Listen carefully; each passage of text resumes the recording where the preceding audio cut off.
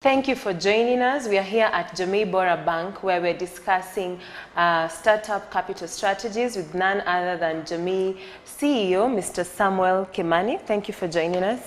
Thank you. Okay. Thank you for having me. So remember, this is the CEO chat which happens quarterly every year. So you need to keep tuned to find out what exactly banks are planning for you. You could be an investor, you could be an entrepreneur, any of that. So there's so much useful information that can be used, that you can get from these shows to basically get ideas on how you can get funding, you can do your business and all that. But today we are talking about startup capital strategies. Are you out there thinking about you want to start a business?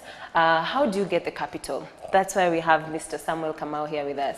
So I know the first question that most people would ask themselves is, you want to start a company or a business.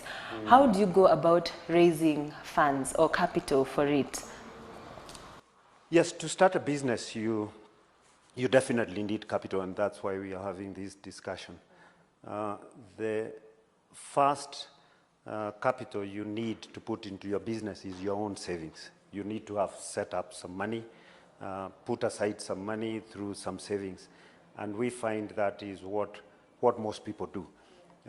The other way people get money to start their businesses is through friends, relatives, and family, because those are the people who really want to help you. They want to help you succeed. You have discussed the ideas with them because you live with them.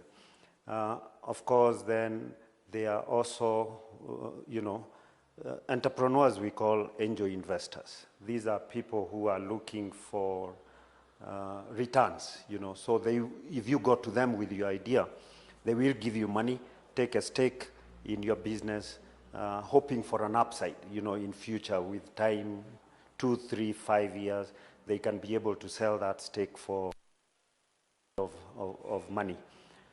Of course, banks also do finance startups.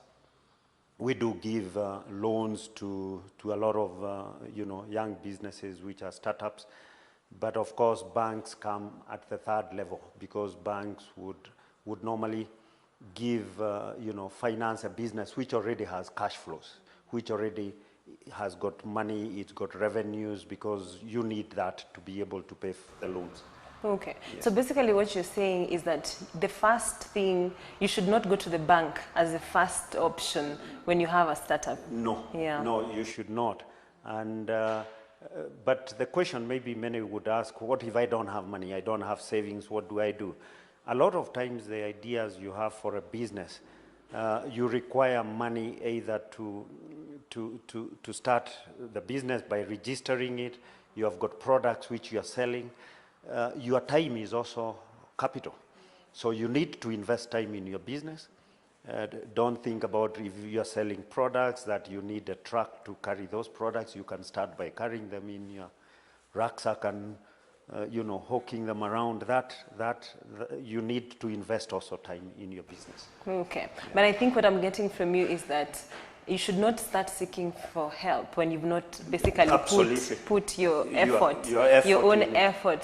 That means time, resources, and even started small in your own way. Absolutely. Okay. Don't start thinking about, I need money to rent an office. You may not require an office. Today, people are able to work from, from home.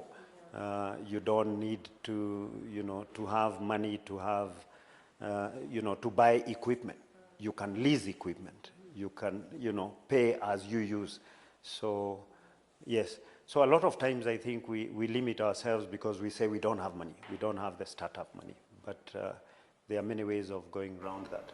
Now that you've spoken of online, how about those businesses that don't have a physical location, don't have assets, they basically are on the internet doing their business? How do they get loans from banks, or how can they get support? Because initially I know banks were operating on the traditional method where you had to have security and they knew where you were located, they had a physical address. But right now, most of these businesses are operating on the internet. Yeah. How would they go about it in getting funding? Yeah, that's the business of today. The business of today really is many businesses have gone online. And we like that as banks because physical locations and physical assets cost money. And you'll find the businesses which are online are more efficient. I mean, if you look at the way we transfer money today using M-Pesa is a lot more efficient because previously you needed to go to the bank. So even banks have changed that way.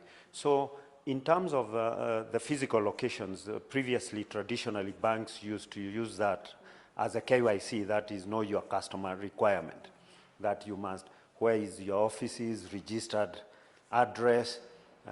We would ask you to give us some, utility bill to ensure that that is your location.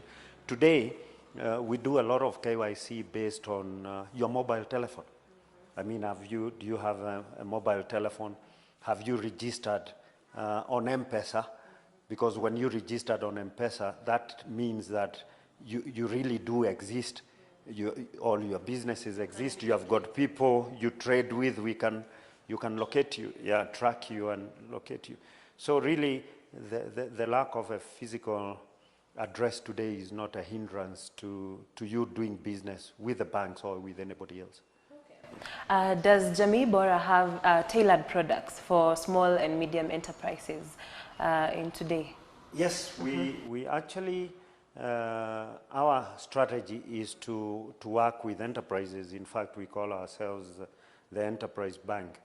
We have got very many products, attractive products, especially for trade finance, for SMEs. We do issue the bid bonds, the performance guarantees, advanced payment guarantees. We finance LPOs, and we also do invoice discounting. So, in fact, we have a full department. We have a trade department. We actually call it the trade bank inside the Jamii Bora Bank. So we really do have very many, SME-friendly products. Okay. And what do you think is the biggest mistakes that startups make? One of them, maybe, I'm sure you've had people walking into your bank and asking for finances, or even having the finances and still not succeeding in their businesses. And you could have identified as a particular problem that almost all startups go through. I don't know what that would be, the biggest mistake that they make common. The biggest mistake many startups make, or entrepreneurs who start business, is trying to start a business because somebody else, you have seen that business, somebody running it, somebody is running a shop, he's quite successful. You think that by starting it, you will be as successful. And what I would, say is that you really should start a business. Either you understand because you have had experience, maybe you used to work with a similar business, or you have a passion for, because then you will drive yourself to succeed. So don't do it because John is doing it, but do something you enjoy doing, something you have, some knowledge about, and then do your research, do a business plan, get to do one and understand, because every business has got its pitfalls. Understand those also, not just the, the success part of the business. Yeah. Okay. Does Jamii Bora have any advisory services where someone can just walk into your bank, even if they don't bank here, or if they bank here, and get advisory services either on tender processes or on investment or on how to start a business? Is there something like that? Yes, we do have two trade centers. We have a trade center on Koinange Street, where we used to have our head office, and we have one here in this building on Adwin Skodek. And our trade centers, what we do is you can come in there. We will, if you want to know about tenders for any company, say, for example, Kenya Power or a certain county, we do have those tenders on our you know, on computer. So, and we will help you fill those tenders. We will give you advice on in terms of what financing you need, how much financing you need to be able to tender. We will give you the requirements in terms of like the bid bonds, what are the requirements. We will help you fill them. We will even help you on if there are any legal requirements. So I would watch anybody who wants to tender to visit in one of those 2 trade centers and or get us online and ask anything they might be wanting to know. So we do help. We value that, you know, advising our customers, because it's important for them to, when they win the tender, we benefit. Yeah, we benefit. At the beginning of the interview, you mentioned about angel investors. Yes. I don't know if most Kenyans are aware of who these people are and where to find them. Is there somewhere, either on the internet and anywhere they can find these people? Unfortunately, in Kenya, the whole concept of angel investors, it's very, very prevalent, but it is not formalized. And I think we will need to think about formalizing that. But who is an angel investor? An angel investor is in your neighborhood. You look at a successful businessman in your neighborhood, the person who runs a shop, that's an angel investor, because he's in that business for making a return. If you can convince him that you have got an idea which would make him a better return than he's getting currently, he's likely to want to invest in your business. So the angel investors, of course, in other jurisdictions, you do have that formalized, and there are people who just keep money waiting for people who have got ideas who they can finance. But in Kenya, I find mostly the angel investors are the successful business people around you, the people who, high net worths who are around you.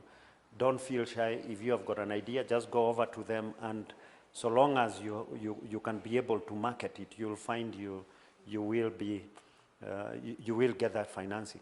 Many of us have financed businesses. I mean, either of friends or relatives or people who have just walked to us and told us, look, this is a great idea. So most young people probably who have ideas on startups, once they approach angel investors, for example, most of these angel investors would want a certain, would want shares. To own your company to a certain percentage, and most people are skeptical about this. Maybe you can tell them why they should not be skeptical towards giving shares to somebody who's willing to invest in their business and to get some shares out of it. The point you raise is actually very true of many of us, because we want to own our business. We say it is mine, I don't want anybody else. In fact, many people are afraid. I've personally approached people and asked them, would you like funding into your business? And they say no, because they think that when you go there, they now have to answer to somebody else. It is no longer their business. They can't do all they want to do. But, I tell them they limit themselves. You should welcome these angel investors. And angel investors, what they will do is they will not just give you money, they will want a stake in your business. Some of them will even want a majority stake. But they bring in a lot of things. They bring in the money to start the business. They also bring in governance, some governance framework to the business. And it is very, very important, because what you find, many businesses also fail because there is no distinction between the owner and the business. By bringing in somebody into your business, that distinction is made very clear. So you cannot divert funds from the business to your own personal, and that sometimes makes people fail. So don't be afraid of shedding some of your, shareholding to somebody else, because you'll find most of those businesses are more successful than those which are owned by an individual. You need the money, you need that, that governance around that business to make it to the next level. And as they say, you'd rather have a slice of a big cake than have that small queen cake all to yourself. That doesn't add so much value. Value to it. Okay. Someone is asking, Alibaba used the no inventory business model. Do you think it's workable for a business here in Kenya? It is, and that's the way to go, really. That's a business model that is really working, because you do not need, carrying inventory is very, very expensive, because you must buy the inventory, keep it, and then wait for a customer. And of course, we know it, apart from storage cost, you end up having obsolescence, dead stock. So many businesses, even here in Kenya today, is you order something, that is when they ask the supplier, they buy it from the supplier and then they deliver it. And it really works. Many of these people we call brokers, but that's a business they do. But it's a very efficient business, because they never have any stocks. They only buy what they have, what has been ordered. Even the entrepreneurs and the suppliers for many of the big companies use that model. So it's a way really to go with businesses from factory to consumer, without having to go through, a warehouse somewhere to stock. How about crowdfunding in Kenya? We know we've done harambees to raise school fees, to pay medical bills. How viable, again, is crowdfunding in the Kenyan environment? In the Kenyan context, actually, we have been doing crowdfunding for the longest without knowing, because our chamas really are crowds coming together to raise funding. And there are very, very many businesses which have been started by, chamas who come together. Some of them, we call them, the investment groups. Many have formalized, registered companies. It's a chama, but it's a limited company. There are some famous chamas or investment groups who have been very, very successful.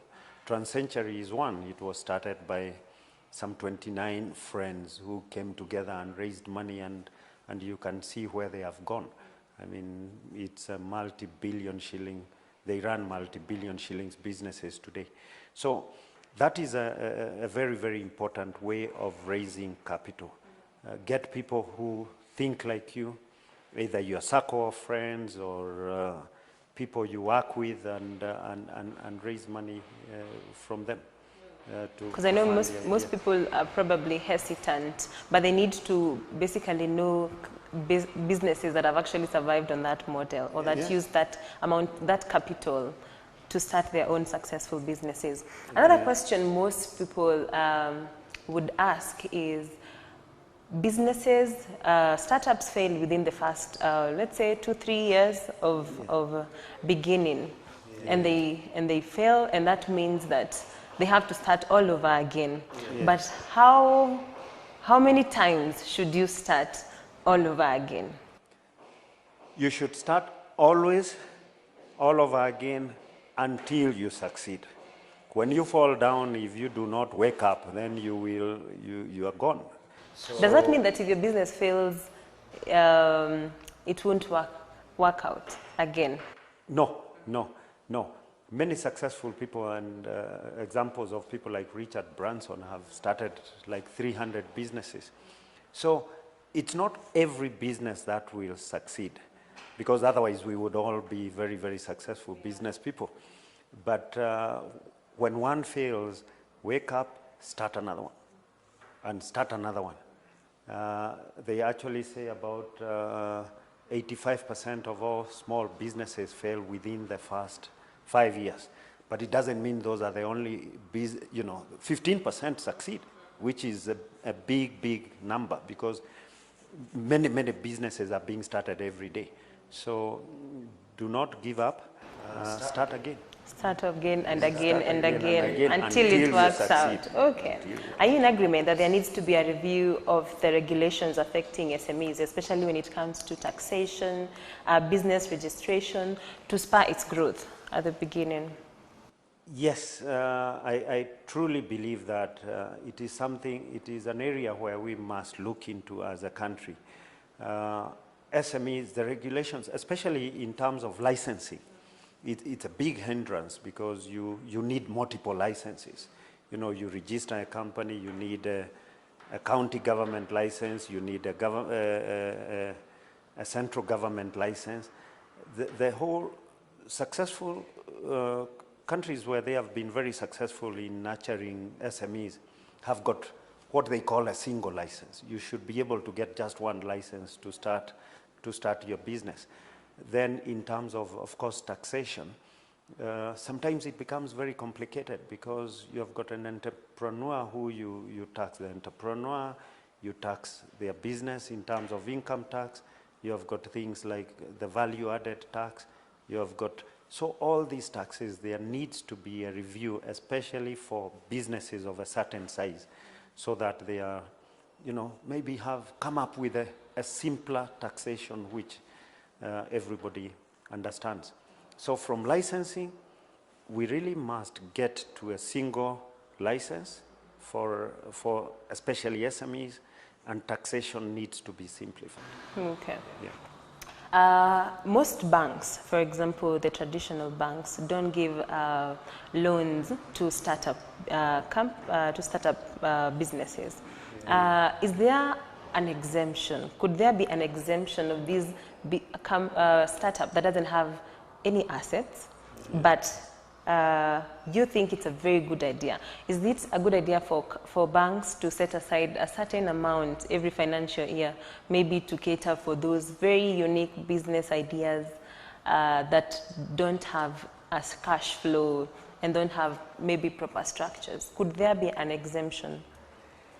Banks do not, banks raise money to lend to businesses from depositors.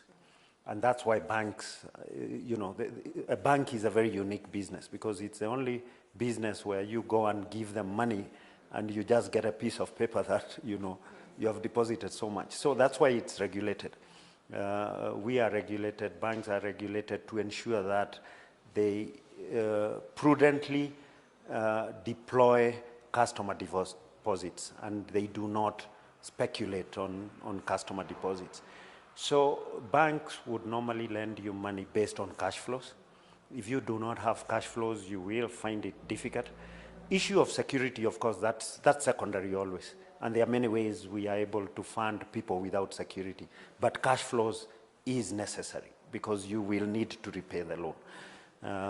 And securities, traditionally, of course, it was required that you have a property and physical assets. Today, we even use insurance. We insure the loan. We can insure the loan where if something happens, then the bank will be paid by the insurance company. We have got insurance agencies like the African Guarantee Fund who are working with us at Jamii, where they finance, they insure 50% of the loans we give to SMEs. So that really helps the SMEs who do not have security to access credit. Okay. To what extent do you finance the LPOs? Yes, LPOs, we do finance LPOs, and LPOs based on, of course, it must be an LPO from a credible buyer, you know, so the supplier must, you know, we do, of course, get to know who the buyer is and do they have a track record for paying once the supplies have been delivered. And once we do that and we confirm the LPO with the buyer, then we are able to supply that. Of course, that is another way of mitigating against the requirement for security, because what we then require the buyer to do is to give an undertaking that they will remit the proceeds of that LPO once you supply to our bank account here at Jamii Bora. Okay. Yeah. My next question would be, do you think everyone is an entrepreneur? Is it everyone who can make it to be a successful entrepreneur? Not everybody will be an entrepreneur, but we all have something we have a passion for. And it does not need to be just about making money. I mean, there are people who run very successful socio enterprises. So we all have something we are good at, and that's very important, because even those entrepreneurs require those socio enterprises. Otherwise, without their customers being happy, their customers will not buy from them. So the thing is really to do what you enjoy, or something you like, you have a passion for. Have you funded, what's the best success story that you've had of financing a startup as Jamii Bora Bank? As Jamii Bora, we have one lady actually whom we funded many years back, who does transport business. This lady basically came from Mathare, and that's where she lived. She would do odd jobs to get by, and working with us, and she was able to get, she started off with, we used to have a trust. She went into the SACCO, saved some money. Today she owns a fleet of trucks which go across the borders, and we are very, very, very proud of her. Yeah. Okay. That's nice. Yeah. I tend to believe nowadays financial services are highly decentralized. What is Jamii Bora doing about it, especially because most people think it's not very popular in the rural areas? Yeah, today actually banking services, as you rightly say, are decentralized. We are finding fewer and fewer people coming through our doors because they use alternative channels. The mobile is the best example. Many of us do not need to go to the bank. I can move money from my bank account to M-Pesa. We have got PesaLink, which is an initiative of the Kenya Bankers Association. So making payments today, internet banking. And then, of course, we have got the agents. If you walk around, you will find very many bank agents. Jamii Bora, we have 120 agents, whom we have gotten in the last 3-4 months. In all the counties, we have agents, and we hope to have about 1,000 agents by the end of this year. We have got actually a department which just deals with agency banking, and we are, aggressively recruiting agents. Okay. What final word would you have for someone who is out there? They want to start a business. They probably have a very good idea. They don't have friends to finance them, because I believe friends and family, because I don't think many people would have the option of supportive family or friends. Yes. But they want to start a business anyway. And how would they go about saving for their business? Because as you said, you first have to start, invest your time, your money, or rather your savings, then get to friends, do your own bit. How would they go about it? Unfortunately, there's no shortcut. You must invest in your business because it is your business. So that time we are talking about, yes, why do you need money? You need money to start a business, maybe because you need an office. You need to employ people. If you don't have that money, make your house your office. If you don't have that money to employ people, be the first employee of that business. You must invest. There are many successful businessmen who you may have to take a night job to survive as your business, as you start your business. You may have to work during the day for somebody else to get by, get living, all that, seed capital. And you work on your business in the evenings or at night. So there's really no shortcut. You can't say, I've got a good idea, so I expect other people to finance it, because people want you to have a skin in the game. How about the skills? You said when you're starting your business, you'll be the CEO, the accountant, the marketer, the advertiser. What skills? How do they go about developing these skills to make sure that the business is successful? Yeah, you skills, fortunately today with the internet, you have got access to a lot of information. You just Google, you'll get a lot of information on the business you're starting. You read, yes, develop yourself in that business, research, talk to other entrepreneurs who have been successful, get to know about their pitfall. It's hard work, and you must put in the time. That's what I'm saying. You must. It is very hard work, and you must put in the time. Okay. Yeah. Thank you for joining us. It's been nice having you, and for those insightful advice that you've given us. Thank you, viewers, for tuning in to the show. We've been having Mr. Samuel Kimani, the CEO of Jamii Bora Bank, who's been telling us on how to basically have your startup capital strategies in place.